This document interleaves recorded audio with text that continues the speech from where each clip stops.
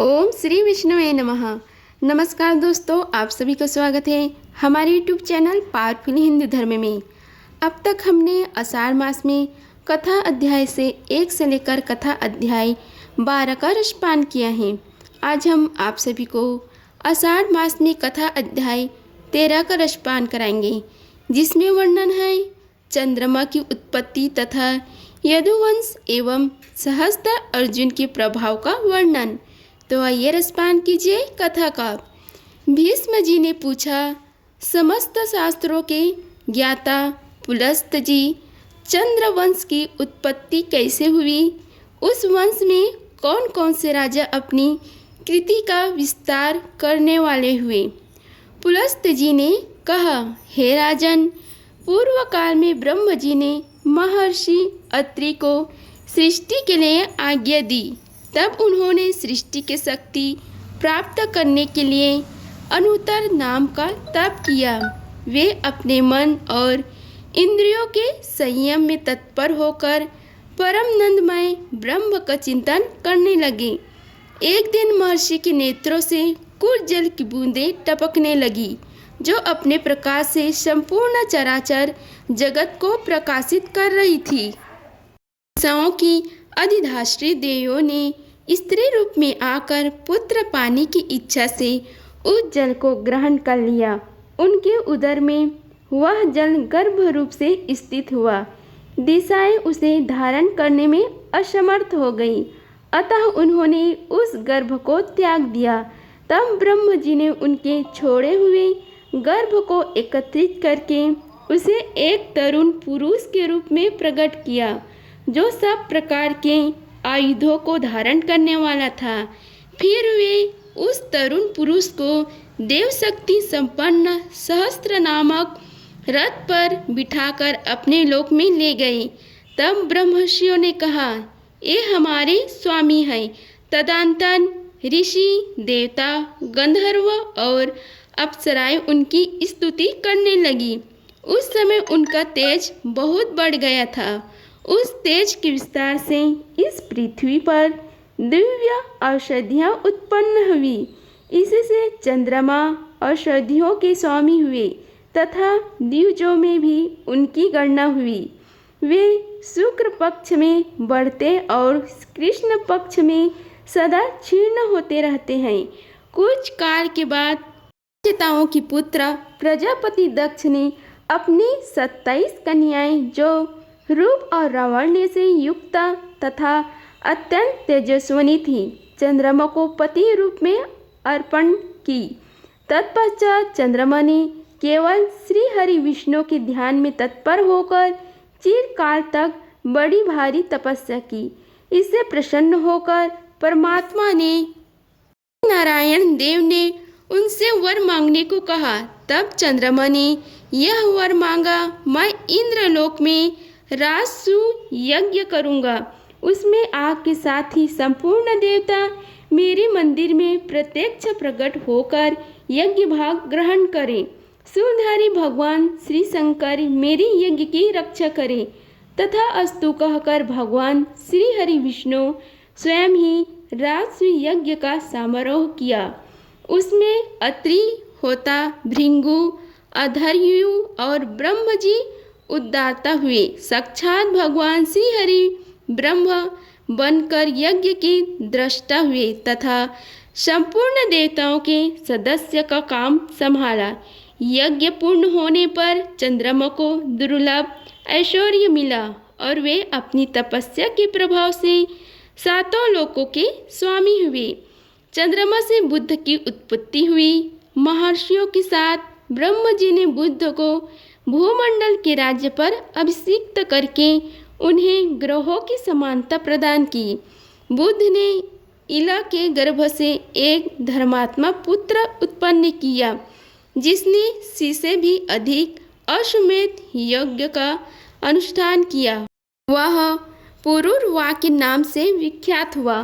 संपूर्ण जगत के लोगों ने उसके सामने मस्तक झुकाया। पुरुरवा ने हिमालय के रमणीय शिखा पर ब्रह्म जी की आराधना करके लोकेश्वर का पद प्राप्त किया। वे 7 द्वीपों के स्वामी हुए। आदि दैत्यों ने उनकी दासता स्वीकार की। उर्वशी नाम की अप्सरा उनके रूप पर मोहित होकर उनकी पत्नी हो गई। राजा पुरवा संपूर्ण लोकों के हितैषी राजा थे।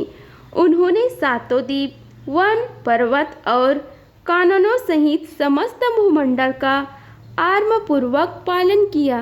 उर्वशी ने पुरवा के वीर्य से 8 पुत्रों को जन्म दिया। उनके नाम ये हैं: आयु, दृढ़ायु, वस्यायु, धनायु, वृत्तिमान, वसु, दिविजात और सुबाहु। ये सभी दिव्य बल और पराक्रम से संपन्न थे। इनसे आयु के 5 पुत्र हुए: नहुस, वृद्धशर्मा, रजि, दम्म और विपापमा। ये 5 वीर महारथी थे। राजी के 100 पुत्र हुए जो राज्य के नाम से विख्यात थे।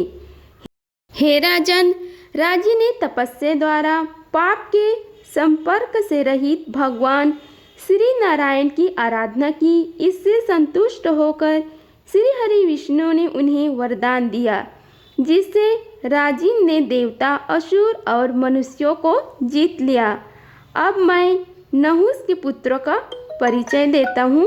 उनके 7 पुत्र हुए और वे सब के सब धर्मात्मा थे। उनके नाम ये हैं: यति, ययाति, संयति, उद्धव, पर, वियति और विद्यासती। ये सातों अपने वंश का यश बढ़ाने वाले थे। उनमें यति कुमार अवस्था में ही वानप्रस्थ योगी हो गए। यति राज्य का पालन करने लगे। उन्होंने एकमात्र धर्म की ही शरण ले रखी थी। दानवराज वृषभ पर्व की कन्या शर्मिष्ठा तथा शुक्राचार्य की पुत्री सती देवयानी, ये दोनों उसकी पत्नियां थीं। यति के 5 पुत्र थे: देवपन्य, यदु और तुवर्षु नाम के 2 पुत्रों को जन्म दिया तथा धर्मष्टी ने द्रोणदा, अनु और पुरु नामक 3 पुत्र उत्पन्न किए। उनमें यदु और पुरु ये दोनों अपने वंश का विस्तार करने वाले हुए। यदु से यादवों की उत्पत्ति हुई, जिनमें पृथ्वी का भार उतारने और पांडवों का हित करने के लिए भगवान बलराम और श्री कृष्ण प्रकट हुए हैं। यदु के 5 पुत्र हुए जो देव कुमारों के समान थे। उनके नाम थे सहस्रजीत, कोष्टु, नील, अजित और रघु। इनमें से सहस्रजीत ज्येष्ठ थे। उनके पुत्र राजा सतजीत हुए। सतजीत के हाय हाय और उत्लहय ये 3 पुत्र हुए जो बड़े धर्मात्मा थे। हाय का पुत्र धर्मनेत्र के नाम से विख्यात हुए। धर्मनेत्र के कुंभी के सहस्त और सहत के महिष्वमान नामक पुत्र हुआ। महिष्वमानु से भद्रसेन नामक पुत्र का जन्म हुआ जो बड़ा प्रतापी था। वह काशीपुर का राजा था। भद्रसेन के पुत्र राजा दुर्दर्श हुए। दुर्दर्श के पुत्र भीम और भीम के बुद्धिमान कनक हुए। कनक के कृताग्नि, कृतवीर्या, कृतधर्मा और कुतौजा ये 4 पुत्र हुए जो संसार में विख्यात थे। कृतवीर्या का पुत्र अर्जुन हुआ जो 1000 भुजाओं से सुशोभित एवं 7 द्वीपों का राजा था। राजा कृतवीर्य ने 10,000 वर्षों तक दुष्कर तपस्या करके भगवान दत्तात्रेय जी को आराधना की। पुरुषोत्तम दत्तात्रेय जी ने उन्हें 4 वरदान दिए। राजाओं में श्रेष्ठ अर्जुन ने पहले तो अपने लिए 1000 भुजाएं मांगी। दूसरे वर के द्वारा उन्होंने यह प्रार्थना की कि मेरे राज्य में लोगों को अधर्म की बात सोचते हुए भी मुझसे भय हो और वे अधर्म के मार्ग से हट जाएं। तीसरा वरदान इस प्रकार था: मैं युद्ध में पृथ्वी को जीतकर धर्मपूर्वक बल का संग्रह करूं। चौथे वर के रूप में उन्होंने यह मांगा कि संग्राम में लड़ते लड़ते मैं अपनी अपेक्षा श्रेष्ठ वीर के हाथे से मर जाऊं। राजा अर्जुन ने 7 द्वीपों और नगरों से युक्त तथा सातों समुद्रों से घिरी हुई उस सारी पृथ्वी को छात्र धर्म के अनुसार जीत लिया था। उस बुद्धिमान नरसेन की इच्छा करते ही 1000 भुजाएं प्रकट हो जाती थी। महाबाहु अर्जुन के सभी यज्ञों में पर्याप्त दक्षिणा बांटी जाती थी। सब में सुवर्णमय यूप स्तंभ और सोने की ही वेदियां बनाई जाती थी। उन यज्ञों में संपूर्ण देवता सज धज कर विमान पर बैठकर प्रत्यक्ष दर्शन देते थे। महाराज कीर्तवनिया 85,000 वर्षों तक एक स्वराज्य किया। वे चक्रवर्ती राजा थे। योगी होने के कारण अर्जुन समय समय पर मेघ के रूप में प्रकट हो वृष्टि के द्वारा प्रजा को सुख पहुँचाते थे। प्रजा के आघात से उनकी भुजाओं की त्वचा कठोर हो गई थी। जब वे अपनी हजारों भुजाओं के साथ संग्राम में खड़े होते थे, उस समय सहस्त्रों किरणों से सुशोभित सतकालीन सूर्य के समान तेजस्वी जान पड़ते थे। परम कांतिमान महाराज अर्जुन महेश्वरपुर में निवास करते थे और वर्षाकाल में समुद्र वेग भी रोक देते थे। उनके हजारों भुजाओं के आलोड़न से समुद्र चुप हो उठता था और उस समय पातालवासी महान असुर लुक छिपकर निश्चेष्ट हो जाते थे। एक समय की बात है, वे अपने 5 वर्णों से अभिमान रावणों को सेना सहित मूर्छित करके महेश्वरपुर में ले आए। वहां ले जाकर उन्होंने रावण को कैद में डाल दिया। तब मैं पुलस्त्य अर्जुन को प्रसन्न करने के लिए गया। हे राजन, मेरी बात मानकर उन्होंने मेरी पौत्रों को छोड़ दिया और उसके साथ मित्रता की। किंतु विधाता का बल और पराक्रम अद्भुत है, जिसके प्रभाव से भृगुनंदन परशुराम जी ने राजा कार्तवीर्य की हजारों भुजाओं को सेना के तालवन की भांति संग्राम में काट डाला। कार्तवीर्य अर्जुन के सपुत्र थे, किंतु उनमें 5 महारथी, अस्त्र विद्या में निपुण, बलवान, शूर, धर्मात्मा और महान व्रत का पालन करने वाले थे। उनके नाम थे शूरसेन, शूर, धृष्टा, कृष्ण और जयध्वज। जयध्वज का पुत्र महाबली तलजग हुआ।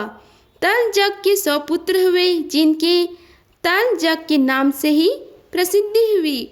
उन हयवय वंशी राजाओं के 5 कुल हुए, वितिहोत्र, भोज, अवंती, टुंडकेर और विक्रांत। ये सब के सब तलजग की कहलाई।